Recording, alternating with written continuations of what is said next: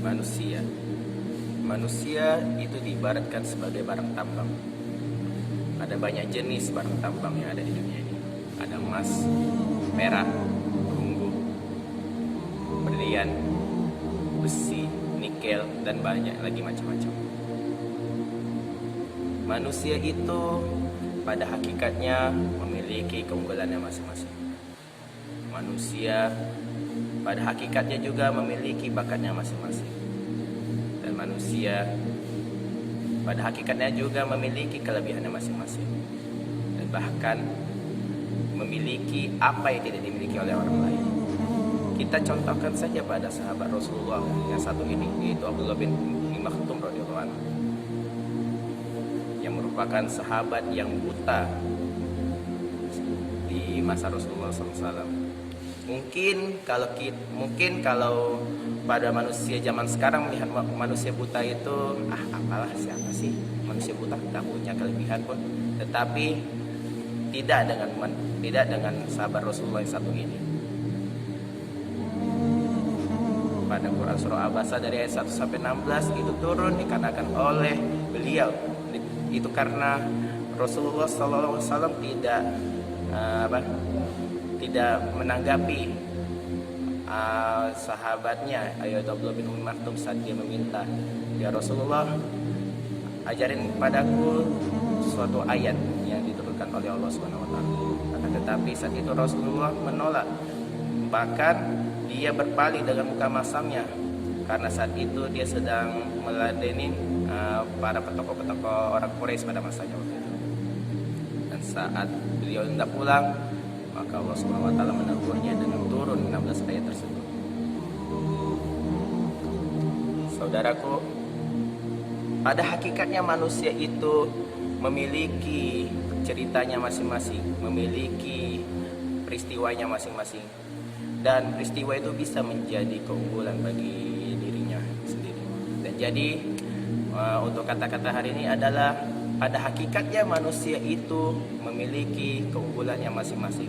Janganlah kalian merasa minder atau merasa aku ini berada di bawah lah. Janganlah merasa kalian berada di bawah. Jangan merasa kalian melihat orang memiliki kelebihan Anda tidak memiliki. Jangan merasa, pokoknya jangan terlalu minder melihat orang yang berada di atas kalian. Tetapi berbanggalah, tetapi berbangganya dalam tanda kutipan, jangan sombong. Dan berbanggalah dan bersenang hatilah karena banyak orang yang masih berada di bawah.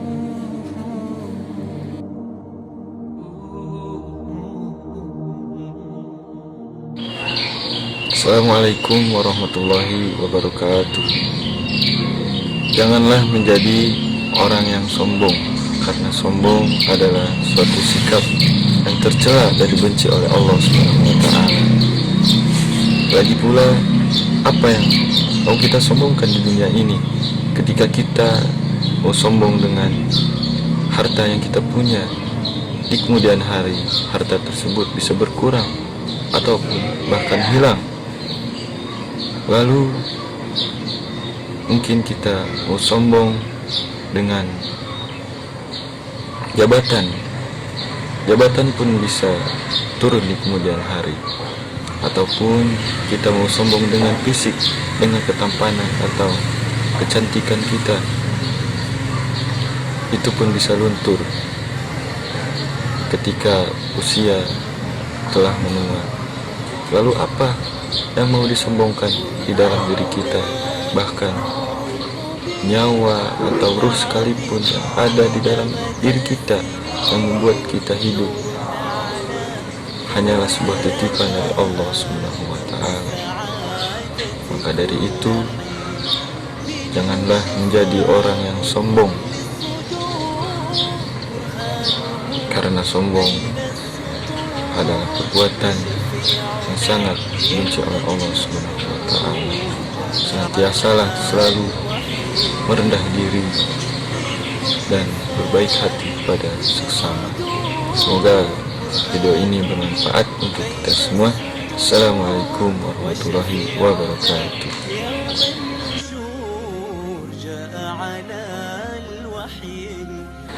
Assalamualaikum warahmatullahi wabarakatuh.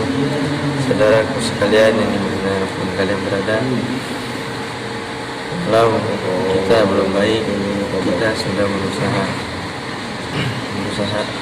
untuk menjadi hamba yang lebih baik, untuk menjadi hamba yang lebih takwa dan hamba yang bertaat.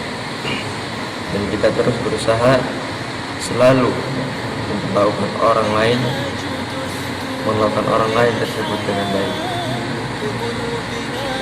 Walaupun ada kala suatu ketika atau suatu waktu dia atau seseorang memperlakukan kita tidak baik, seperti berbuat jahat, mengecewakan dan sebagainya, tidak ada waktu untuk kita membalas kejahatan dengan kejahatan, karena kecuali hasbunallahu wa ni'mal wakil, ni'mal maula wa ni'mal nasir.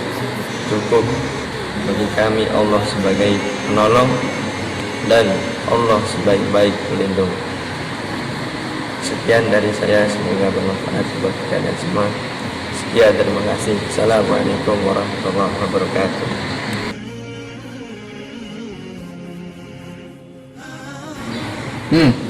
Assalamualaikum warahmatullahi wabarakatuh. Jadi saudara-saudaraku yang saya cintai dan saya banggakan, dimanapun kita berada, semoga kita semua diberikan kesehatan oleh Allah SWT dan diberikan umur yang panjang, dan semoga kita dilancarkan rezekinya dan dijauhi segala bahaya zahiran dan batinan, dan semoga kita semua juga bisa mendapatkan syafaat dari Rasulullah SAW ketika ya Rabbal Alamin. Jadi saudara-saudara yang saya cintai, sebagaimana yang kita ketahui bahwa manfaat mempelajari Al-Quran adalah sangat luar biasa. Di antaranya ketika kita membaca Al-Quran satu huruf saja, kita diberikan pahala Allah SWT 10 kali. Dan apabila kita melanjutkan ayat tersebut, bagaimana kita diberikan pahala Allah SWT? Maka dari itu, marilah saudara-saudara mempelajari Al-Quran dengan sebaik-baiknya. Yang saudara-saudara yang belum bisa membaca Al-Quran, maka segeralah membaca Al-Quran agar kita tidak menjadi orang-orang yang rugi. Dan juga apabila saudara-saudara yang mempelajari Al-Quran dan mengamalkannya, maka kita adalah termasuk orang-orang sebaik-baik manusia. Karena sebagaimana yang dijelaskan dalam hadis Nabi SAW yang berbunyi, khairukum man ta'allama al-Quran wa 'allama. Sebaik-baik manusia adalah yang mempelajari Al-Quran dan mengamalkannya. Jadi ketika kita sudah bisa membaca Al-Quran, maka amalkanlah, ajarkanlah kepada orang lain yang belum bisa membaca Al-Quran. Karena juga sebaik-baik manusia adalah yang bermanfaat bagi orang lain. Maka dari itu, ajarilah orang yang belum bisa membaca Al-Quran agar teman-teman kita juga ikut bisa membaca Al-Quran, agar kita tidak rugi dan tidak sia-sia dalam hidup kita di dunia ini. Karena juga yang dijelaskan dalam hadis Nabi Sallallahu Alaihi Wasallam yang berbunyi, khairun nas anfa'uhum linnas. Sebaik-baik manusia adalah yang mempelajari, sebaik-baik manusia adalah yang bermanfaat bagi orang lain. Jadi itu, ajarilah orang yang belum bisa agar teman-teman kita juga ikut bisa. Seperti itulah menjadi orang-orang yang baik. Mungkin itu saja yang saya bisa sampaikan pada pagi hari ini. Semoga ada manfaatnya bagi saudara-saudara yang mendengarkan video saya ini. Semoga ada manfaatnya dan bisa mengambil hikmah-hikmah yang bisa saudara-saudara bisa ambil. Mungkin itu saja yang saya sampaikan. Wallahu muwaffiq ila aqwamit thoriq. Wassalamualaikum warahmatullahi wabarakatuh.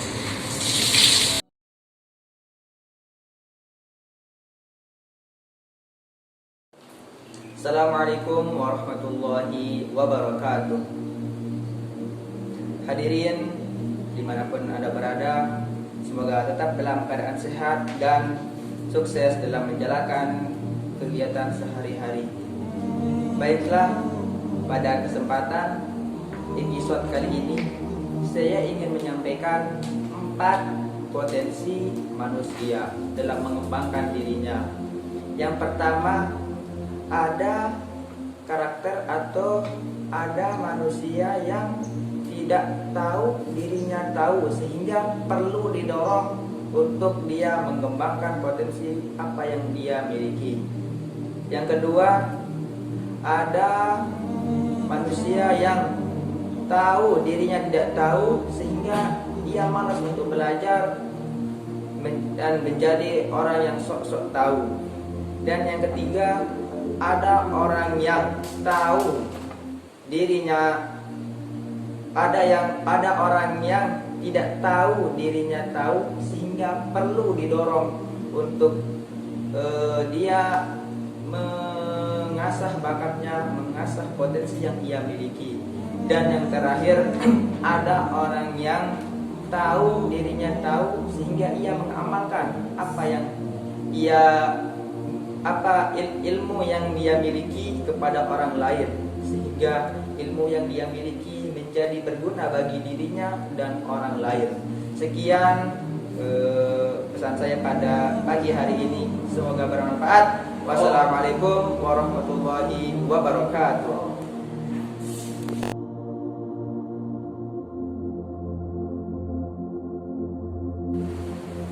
Bismillahirrahmanirrahim. Assalamualaikum warahmatullahi wabarakatuh. Sebagaimana yang tercantum dalam Jauharah Tauhid, itu Imam Al-Bajuri mengatakan, man yamut wa lam yatub fa amruhu mufawwadun ila rabbih. Barang siapa yang meninggal dunia dan dia belum bertaubat kepada Allah, maka perkaranya diserahkan kepada Allah Subhanahu wa taala.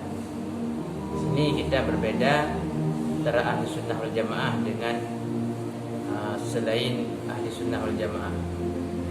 Kalau ahli sunnah wal jamaah, orang berbuat dosa besar, dia belum bertaubat, dia tidak muslim, mukmin, tapi dia bermaksiat. Tapi kalau yang Mu'tazilah, orang yang berbuat dosa besar dia dianggap kafir. Oleh karenanya kita harus berpegang teguh pada akidah Ahlussunnah wal Jamaah, sebagaimana hadis Nabi sallallahu alaihi wasallam yang mengatakan bahwasanya dosa yang paling besar adalah syirik, kemudian adalah pembunuhan. Namun jika orang bertobat, maka Allah Subhanahu wa taala akan menerima taubatnya, dan hak dengan anak Adam dilepaskan agar tidak bersalah kemudian hari di hari kiamat. Wabillahi taufiq wal hidayah. Assalamualaikum warahmatullahi wabarakatuh.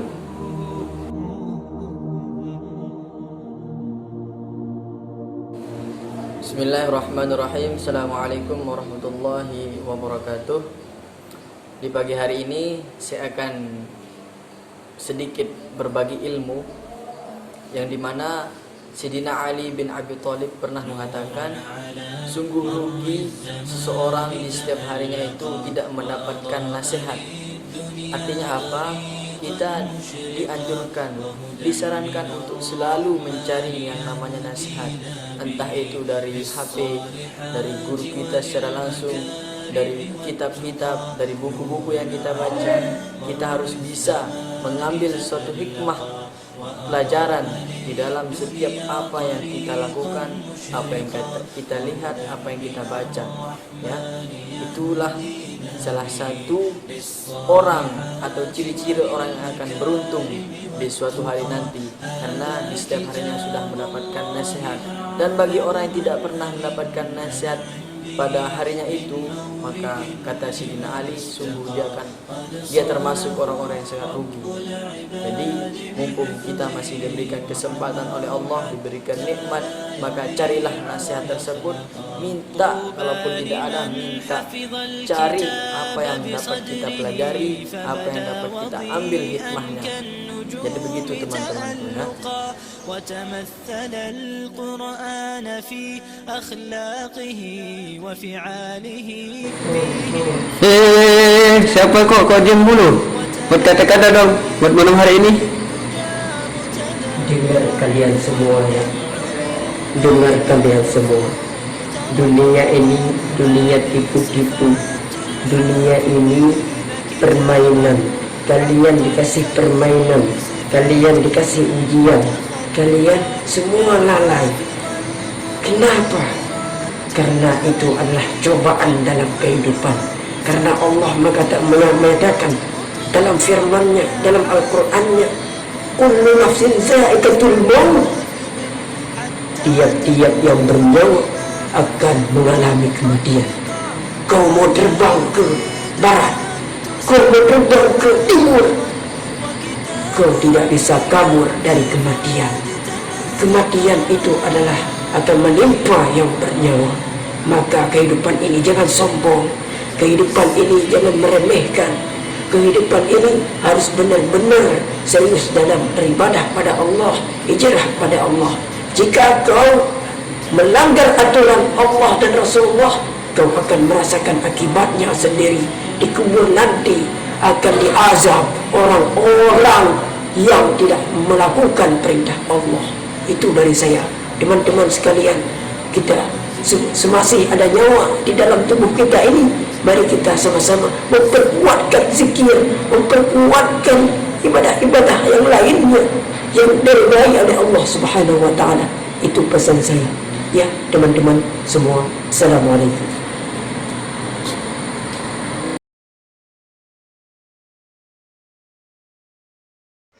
Assalamualaikum warahmatullahi wabarakatuh. Bismillah, walhamdulillah, wassalatu wassalamu ala rasulillah. Ayyuhal ikhwah, barakallahu fikum. Allah subhanahu wa ta'ala memberikan kita satu ayat yang menganalogikan kehidupan dunia ini seperti air. Allah subhanahu wa ta'ala berfirman, وَضْرِبْ لَهُمْ مَثَلَ الْحَيَاةِ الدُّنْيَا كَمَا إِنْ أَنْزَلْنَاهُ مِنَ السَّمَاءِ. Allah mengatakan, berikanlah perumpamaan kepada mereka bahwa kehidupan dunia itu seperti air yang turun dari langit. Jadi, kehidupan dunia kita ini seperti air yang turun dari langit. Apa persamaan antara kehidupan dengan air yang turun dari langit? Persamaannya adalah sama-sama akan sirna, sebagaimana air yang akan terus mengalir, pergi dari satu tempat ke tempat yang lainnya. Begitu juga dunia, tidak akan selalu. Dunia ini memiliki hal yang tetap terus, tidak ada. Pasti akan pergi di satu waktu. Tidak ada sesuatu yang kita miliki di dunia ini, kita miliki terus selamanya, tidak. Sebagaimana air yang terus mengalir. Maka, jangan terlena dengan dunia, karena dunia ini mudah mengalir, mudah hilang, mudah pergi. Barakallahu fikum. Wassalamualaikum warahmatullahi wabarakatuh.